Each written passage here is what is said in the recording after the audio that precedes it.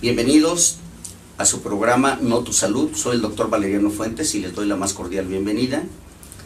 Recuerden que este programa está diseñado precisamente para orientar y hacer prevención de las enfermedades más frecuentes pues que nos atacan a la población en general. El día de hoy tenemos de invitado al doctor Héctor Martínez Cavazos. Él es egresado de la Universidad Autónoma de Nuevo León, es otorrinolaringólogo, hizo su especialidad en el Hospital Universitario de Nuevo León, ya con muchos años de experiencia en nuestra ciudad, es ampliamente ya conocido y pues al cual le doy las gracias por aceptar la invitación, doctor. Gracias. Y el tema del día de hoy pues es otitis.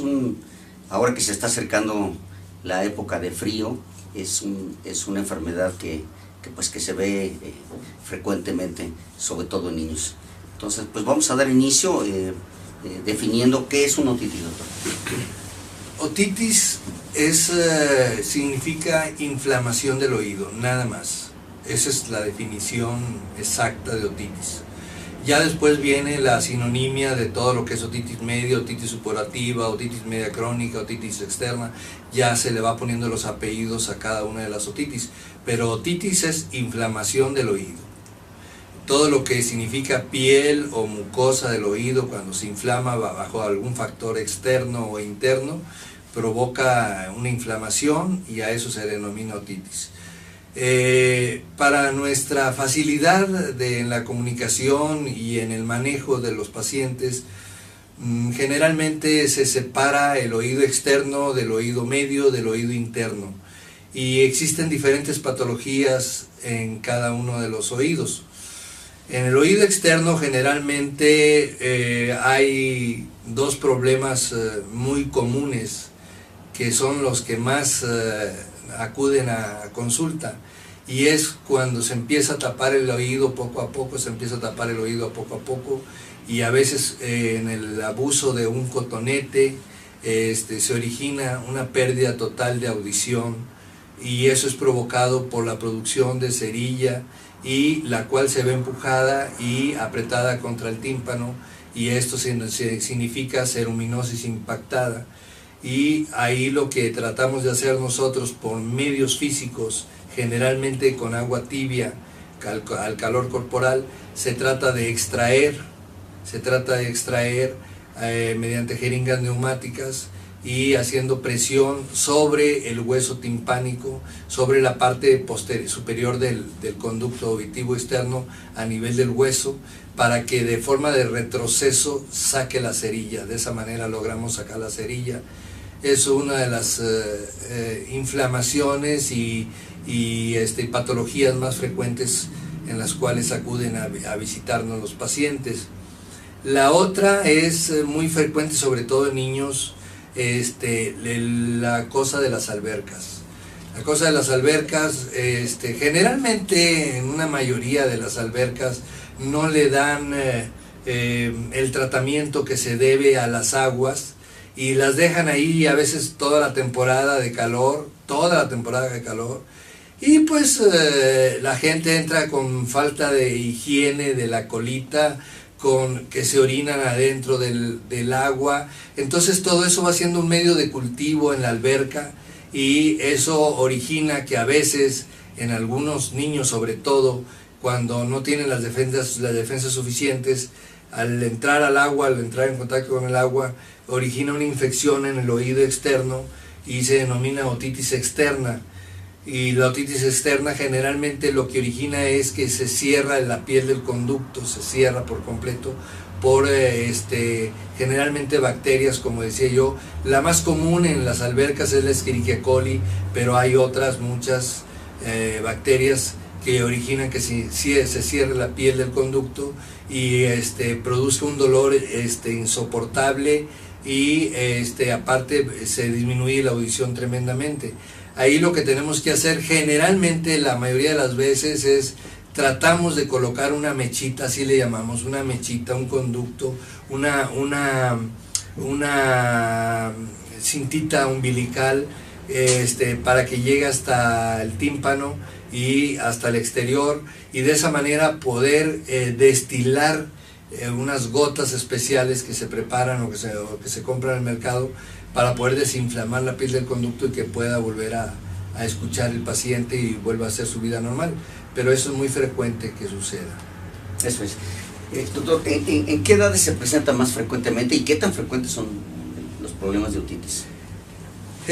Los problemas de otitis son mucho más frecuentes a la edad desde 6 meses hasta los 6 años. Generalmente es el coco de los pediatras, básicamente. Son los que lidian con este tipo de enfermedades y se aducen muchas causas, entre ellas malformaciones, entre ellas falta de desarrollo por completo de lo que es sobre todo un conducto que va de la garganta al oído, que se llama trompa de Eustaquio, y que normalmente en el adulto es vertical, en el niño es horizontal, y entonces eso hace que con mucha frecuencia, con la deglución, sobre todo con la deglución, se abra mucho la trompa de Eustaquio y pase los alimentos que están tomando en ese momento, por ejemplo la leche, o cualquier otro tipo de líquido, pase al oído medio y produzca una infección en el oído medio. Entonces es muy frecuente desde los 6 meses hasta los 6 años de edad. Eso es. ¿Cuáles serían los factores de riesgo para que las personas o los niños tuvieran un problema de otitis? Pues los factores de riesgo generalmente se habla, no se ha comprobado al 100%, pero se habla, por ejemplo, de alergias. Los niños que tienen cierto tipo de alergias o que producen inflamaciones constantes de su nariz, de sus cornetes, que siempre andan con mucosidades en su nariz, eso origina con mucha frecuencia que ese moco pase al oído y produzca un tipo de otitis. Entonces es una de las situaciones. Otra de las situaciones también son las adenoides. Las adenoides son un tejido linfático que se encarga de producir defensas en nuestro organismo y que está en la parte posterior de la nariz, arriba de la campanilla y en la parte posterior de la nariz, en esa parte que es la parte más alta de la nariz, que se llama nasofaringe. Ahí en esa parte se desarrollan las adenoides y con alguna frecuencia llegan a tapar el conducto de la trompa de Eustaquio, el conducto que va a desembocar a la faringe, y entonces cuando eso sucede origina también problemas de oído medio. Otra de las causas muy frecuentes y en las cuales no se pone mucha atención es en la alimentación, en la forma en que se le da la alimentación al niño. Por ejemplo, no es lo mismo tener a un niño sentadito, lo más sentadito posible, y darle la tetera despacio, poco a poco, o el pecho poco a poco, y hacerlo que erupte y hacerlo que descanse, a un niño que se le da acostado por facilidad, estando en la cama, y se le pone la tetera, se le pone ahí una almohada y se deja que el niño se tome su leche por sí solo. Eso origina que con mucha frecuencia en la deglución se origina una interfaz en el oído medio de tipo de presión negativa. O sea, se origina una presión negativa que hace que se succione lo que se está tomando. Por ejemplo, si es leche, pues pase al oído medio y origine una otitis media. Son de las cosas más frecuentes. También las infecciones repetitivas de la garganta son indudablemente factores muy preponderantes que originan problemas de oído. También problemas los problemas de caries que no se cuidan, por ejemplo, no se cuidan a los niños o no se les da el debido seguimiento con todos sus dientitos, y eso origina infecciones que a la vez pueden llegar a transmitirse al oído medio. Muy bien. Bueno, hacemos nuestra primera pausa, no se vayan, seguimos con el tema interesante del día de hoy.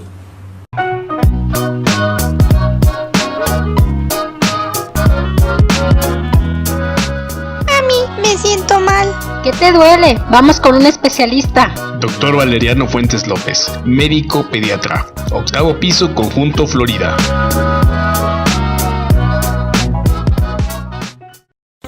El análisis de la información marca el rumbo de lo que quieres saber. Mi nombre es Sara Garibaldi. porque eres parte de aquí, periódico Notus.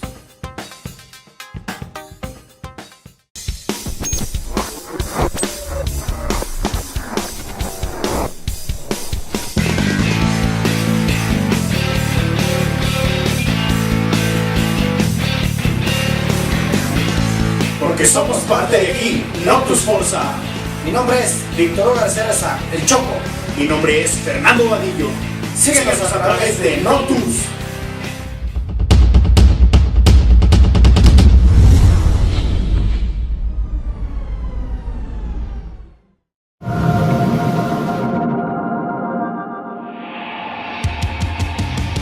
Hola, soy Julio Aquilano, soy volante ofensivo del Club Irapuato. Sigue la trinca por Notus.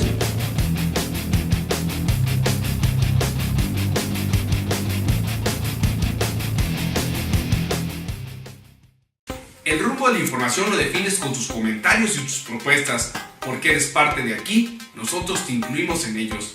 Notus Política. Mi nombre es Esaú González.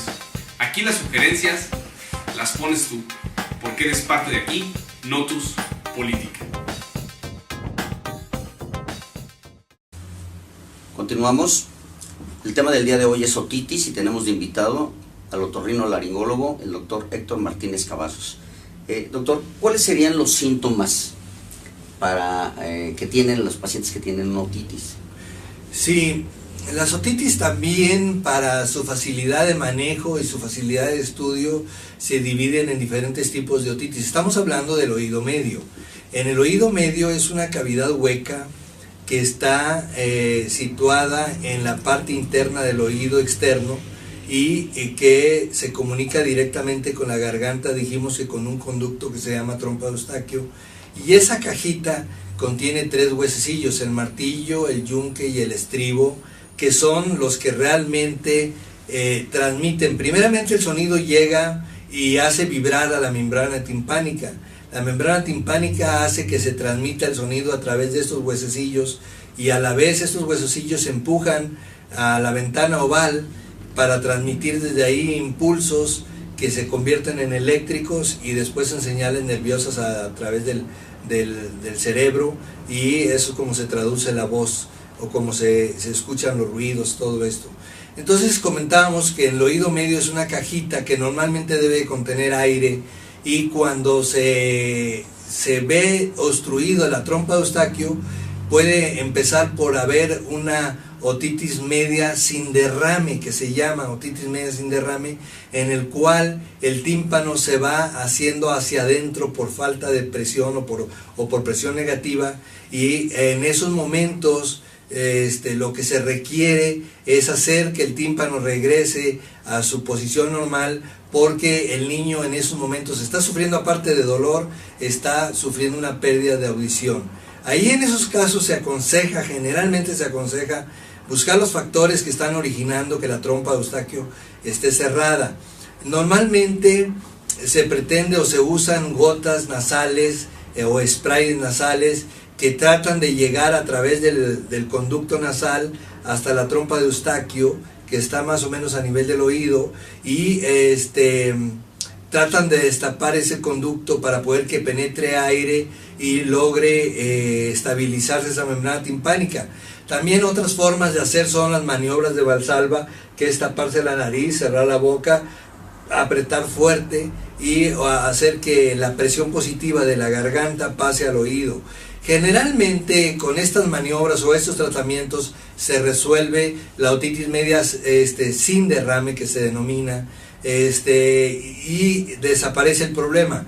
Si no sucede así, el siguiente paso es que la presión negativa origina que las arterias que están adentro del oído interno, del oído medio, empiecen a secretar líquidos, sobre todo suero, y entonces empiezan a originar un nivel hidroaéreo a nivel del oído medio, y eso origina una otitis media con derrame o otitis media serosa. Antiguamente se le conocía como otitis media serosa, hoy en día se le denomina otitis media con derrame, y los derrames pueden ser generalmente serosos, pero también pueden ser purulentos, o sea, cuando entra bacterias a través de la garganta y a través del tubo que decíamos e infecta estos líquidos, eso es una posibilidad, o a veces inclusive llega a salir sangre de las arterias y se convierte en una otitis media con derrame hemático.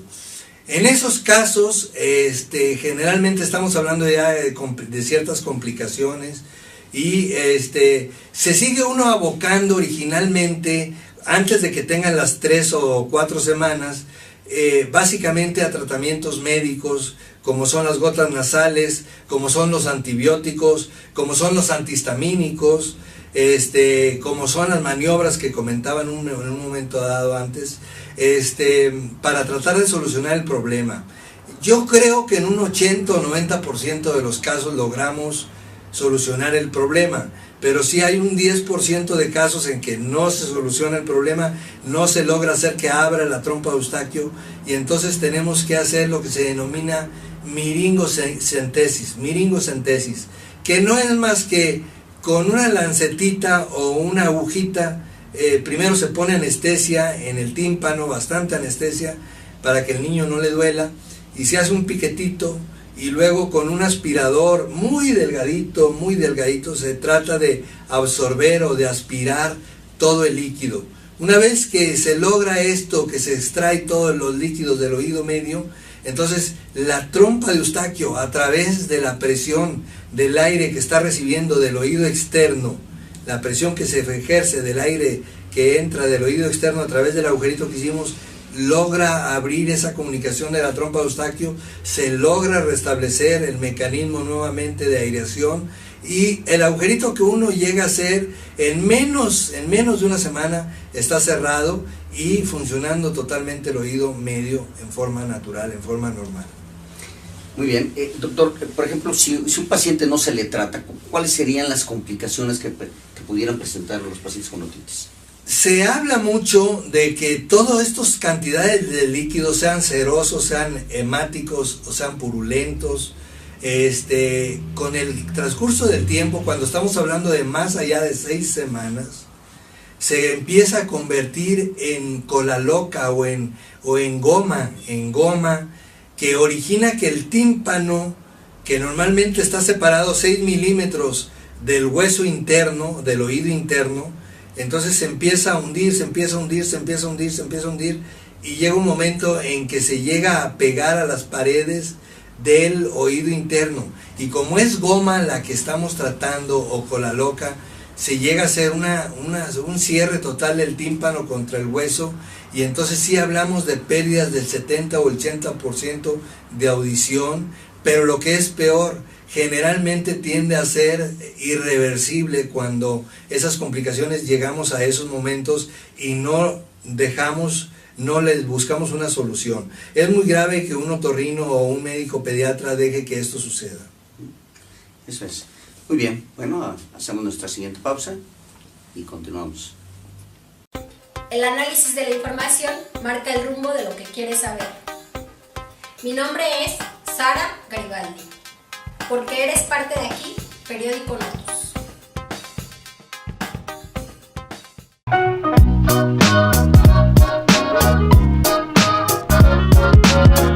A mí me siento mal. ¿Qué te duele? Vamos con un especialista. Doctor Valeriano Fuentes López, médico pediatra, 8º piso, Conjunto Florida.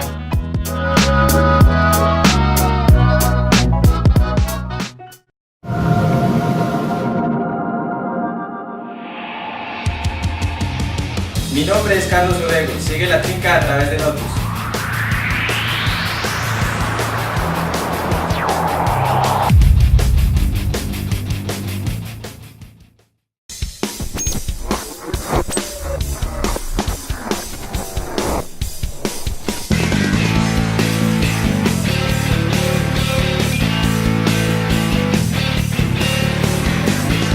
Porque somos parte de aquí, Notus Forza.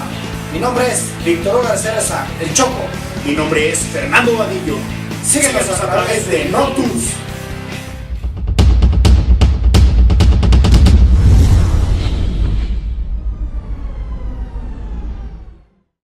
El rumbo de la información lo defines con tus comentarios y tus propuestas. Porque eres parte de aquí, nosotros te incluimos en ellos. Notus Política. Mi nombre es Esaú González. Aquí las sugerencias las pones tú. Porque eres parte de aquí, Notus Política.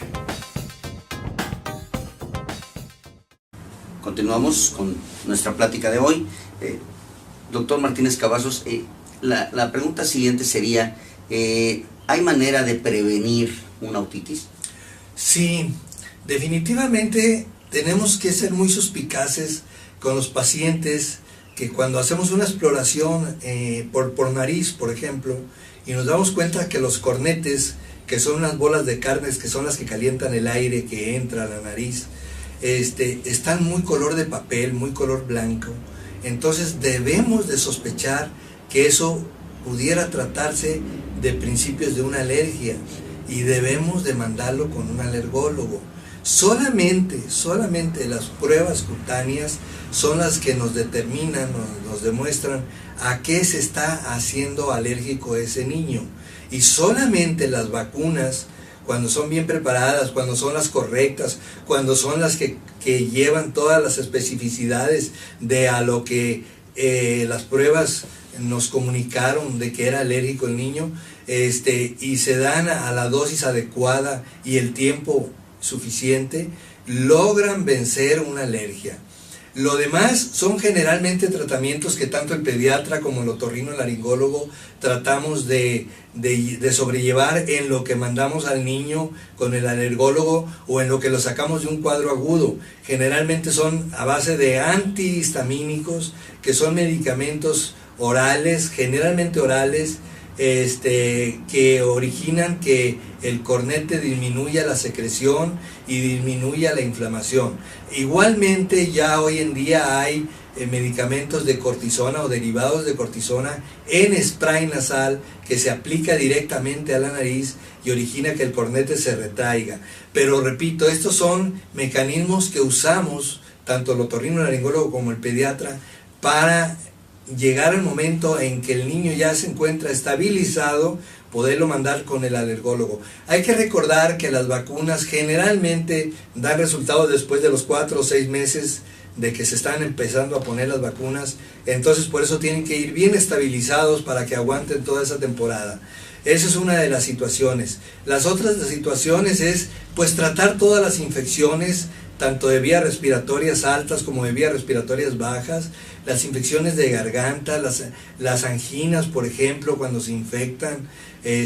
Generalmente las bacterias que más afectan a la garganta en los niños de 6 meses a 6 años, lo que más llega a afectar son virus, más que bacterias. En un 20 o 30% están los virus ahí presentes, sobre todo el sinciticial, que es el que más afecta, y están otro tipo de bacterias como es la Moraxella catarrhalis, el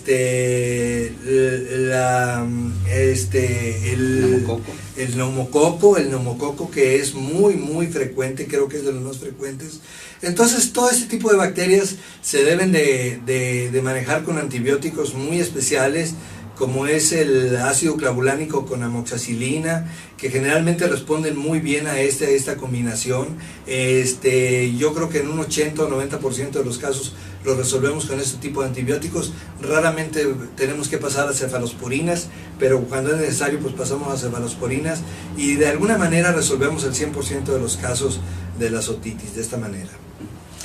Un punto muy interesante que tú hablaste es acerca de las vacunas. Estabas comentando ahorita, por ejemplo, lo del neumococo, los de Haemophilus influenza, etc.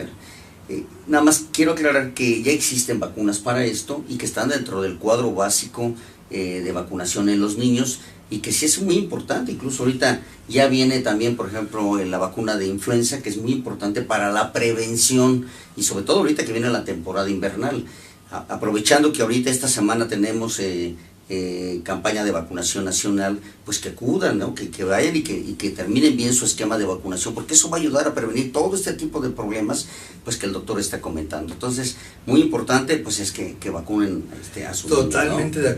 Totalmente de acuerdo, sobre todo la vacuna de neumococo, la vacuna de Haemophilus influenza. Yo creo que en mi experiencia personal, los niños que están vacunados de esta manera, en un 60 o 70% quedan fuera de todo tipo de otitis, quedan fuera totalmente de esos problemas que hablamos que es muy frecuente en la edad primaria. Entonces sí es muy importante el que se acerquen con el pediatra y acudan por esas vacunas y que completen los tratamientos. Muy bien, ya hablaste algo de lo que son el tratamiento médico, sí. que ya dijiste qué medicamentos se llegan a utilizar. ¿En qué momento el tratamiento es quirúrgico y qué parte es lo que se llega a intervenir en estos casos? Según las investigaciones que se han hecho profundas acerca de la otitis media, se dice que las primeras 2 semanas se debe de resolver a base sobre todo de medicamentos que no sean antibióticos, generalmente a base de antihistamínicos, generalmente a base de cortisona local a nivel de la nariz. Generalmente se trata de esperar uno antes de dar los antibióticos. Ya después de la segunda semana ya no es tiempo tanto de esperar, sino de actuar, y entonces es cuando se viene a dar estos antibióticos que mencionábamos hace un momento. Sin embargo, cuando estamos hablando ya de que se completan 3 meses de tratamientos, es bastante tiempo, 3 meses de tratamiento, de que el pediatra está dándole y cambiándole y dándole y revisando y checando y probando nuevos medicamentos cuando se llegan a completar los 3 meses y no hay una solución, entonces es cuando se entra la cirugía. Generalmente hay 2 tipos de cirugías aquí. Generalmente una es el hacer un agujerito en el tímpano y ponerle un tubito para que ventile el oído. Eso se llaman tubos de ventilación y es lo más frecuente que se hace o que se tiene que llevar a cabo en las otitis medias. Sin embargo, cuando a pesar de esto suceden cosas a veces difíciles de explicar, como son la perforación de un tímpano, cuando ya no aguanta la presión de los líquidos que hay en su interior, se agujera el tímpano y el agujero queda muy marginal, queda muy pegado a la piel del conducto, y aparte de esto, con el tiempo se empiezan a emigrar las células epiteliales que normalmente circulan a través del tímpano y salen nuevamente hacia el exterior. Entonces, como es una migración natural, las células epiteliales que tienden a brincar a través del tímpano, entonces caen en la perforación y van y se instalan en la mucosa del oído medio, y entonces ahí hay una estratificación de la mucosa por células epiteliales que empiezan a producir la queratina que tiene la célula epitelial, empieza a producir un tumor que se llama colesteatoma y empieza a invadir el oído, y entonces es cuando ahí se requiere generalmente cirugías que se denominan timpanoplastías con limpieza del oído medio, o bien mastoidectomías en las cuales el hueso posterior del oído se tiene que limpiar de todas estas impurezas que se metieron a través del agujerito del tímpano, que no debimos de haber dejado que eso pasara, pero que pasó. Y entonces a veces más que todo es por negligencias de los padres, que no le dan la importancia a las otorreas, sobre todo a la salida de pus del oído, y entonces no le dan la importancia y dejan que esto avance, y cuando ya llegan con uno, ya llegan con esa complicación. Con frecuencia se logra rescatar el oído medio, o sea, se logra hacer una limpieza del colesteatoma, se llega a hacer que se queden limpios todos los huesecillos, se pone un injerto en el agujerito donde se hizo la perforación y se sella eso y queda perfectamente bien y se soluciona el problema. Sin embargo, en otros casos son muy dramáticos, cuando ya las pérdidas son muy importantes y el colesteatoma o el tumor ya arruñó, por decirlo de alguna manera, a los huesecillos, al martillo, al yunque, al estribo, y entonces ya hay una pérdida casi total de audición y una imposibilidad de solucionar el problema Entonces no debemos dejar que esto llegue a esas situaciones, tenemos que buscarle solución antes de que llegue a estas situaciones. Por último, doctor, ¿cuáles serían tus recomendaciones a la gente que nos ve para prevenir este tipo de problema que pues es frecuente, ¿no? Bueno, hay 3 o 4 cosas que me gustaría mencionar que creo que son muy importantes. Una, que la función nasal esté conservada. Por favor, vean que esos niños respiran bien por su nariz, porque el problema de la respiración por nariz puede ser provocado por los cornetes, puede ser provocado por un tabique nasal mal alineado, puede ser por una válvula aquí en esta parte de aquí que se cierra la válvula, o puede ser por adenoides. Todas esas cosas las tendrá que revisar el pediatra o el otorrinolaringólogo y encontrarles una solución a esa respiración nasal. Definitivamente, si no hay una buena respiración nasal, tarde o temprano se va a presentar una otitis media. Eso número 1. Número 2, tenemos que checar el tamaño de las adenoides. El tamaño de las adenoides debe de dejar un espacio importante para que el niño respire, porque la respiración nata del niño es por la nariz, no es por la boca. Entonces el niño, en forma natural, cuando se duerme, va a cerrar la boquita y entonces va a tratar de respirar por nariz, y si las adenoides no lo permiten, eso va a originar que tarde o temprano se origine una otitis media. Las otras situaciones también que no son menos importantes es, por ejemplo, la lactancia. ¿Cómo estamos dando esa lactancia? Hay que recordarle a las madres que la lactancia se da con el niño sentadito, lo más sentadito posible, y no darlo acostado, nunca en la cama. Entonces, hacerlo que erupte, recargarlo en el hombro y palmearle su espaldita hasta que el niño erupte.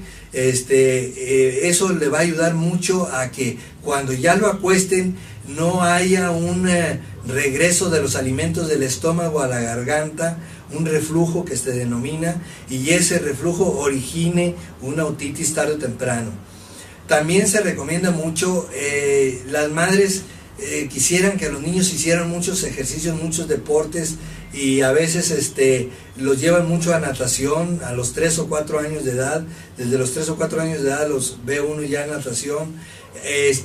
Hay que tener muy bien, o antes, a veces hasta los 2 años ya los lactantes los están llevando, ya lo están llevando a natación. Sí. Entonces tenemos que tener mucho cuidado con esos oídos, tenemos que tener una vigilancia estricta por medio del pediatra o el otorrinolaringólogo, de que ese conducto esté sano, de que ese conducto no esté produciendo cerilla, porque la cerilla retiene agua y tarde o temprano va a infectar al oído. Entonces tenemos que tener esos cuidados. Entonces cuando el niño ya empiece con algún entonces es momento de acudir con el pediatra, no dejar pasar tiempo, o cuando empieza con un poquito de dolor, si se le mueve tantito la aurícula y ya hay dolor, cuidado, eso puede deberse a una otitis externa o una otitis media, y hay que ir con el pediatra. Muy bien, bueno, pues ya oyeron las recomendaciones. Yo creo que fuera de eso también, pues otra muy importante es que no se automediquen. Sí, es importantísimo, lo vemos muy en día hoy, de que primeramente antes de que lleguen con el otorrino o con el pediatra, ya traen 2 o 3 medicamentos generalmente de similares, generalmente van a las farmacias de similares y se automedican. Oiga, le preguntan a la que está ahí atrás del mostrador, ¿qué es bueno para el niño? Le duele el oído, pues póngale estas gotitas y dele esta medicina tomada, y le dan lo que menos se les vende. Entonces sí es un problema muy serio eso para nosotros después, porque nos quitan armas que podríamos utilizar adecuadamente, y tenemos que pasar a veces a armas más difíciles o más caras, con medicamentos más caros y tratamientos más largos para poder evitar las resistencias. Doctor Martínez, por último, ¿qué tanto influye, por ejemplo, el tabaquismo, tanto pasivo como activo? Es una cosa interesantísima esa pregunta. Los niños, sobre todo hasta antes de los 6 años de edad, recordamos que están haciendo la respiración nasal, y todo lo que se respira por la nariz va a comunicarse a toda la vía respiratoria, tanto baja como alta. Y dentro de la alta está ese conducto que digo que va de la nariz al oído, que se llama trompa eustaquio, y origina que entre el humo. Se dice que fuma más un fumador pasivo, o sea, el que no está fumando, que el activo, porque el activo de alguna manera está expulsando el humo, pero el pasivo pues no, simplemente lo está recibiendo y lo está inhalando y lo está pasando a la vía respiratoria tanto alta como baja. Y hay que recordar que el tabaco no es más que una podadora de césped, es una podadora de césped. Y toda la vía respiratoria, tanto alta como baja, se limpia a través de unos pequeños movimientos de unos pelitos que se llaman cilia, y entonces esos pelitos son los que nos mantienen limpios y libres de toda bacteria y de toda moco y de toda secreción. Pero cuando entra el humo a estas cavidades, origina que se troce esa cilia y entonces se queda sin protección. Se queda sin protección la vía respiratoria alta, la baja, y origine tarde o temprano infecciones respiratorias altas o bajas. Muy bien. Bueno, pues queremos agradecer al doctor su excelente plática. Y doctor, ¿dónde lo pueden consultar? Bueno, estamos en Guerrero 1780 Altos, arriba del Banco Bancomer, entre Torre Médica y Comercial Mexicana. El teléfono es 62-520-50 y ahí estamos para servirles. ¿Cómo no? Bueno, pues muchísimas gracias. Pues queremos también invitarlos a que visiten nuestra página. Todas estas pláticas de prevención pues están ahí incluidas, igual en YouTube. Y asimismo también en TV Cable, en Pénjamo, Abasolo y Romita. Pues muchísimas gracias por su atención y pues nos veremos en la próxima.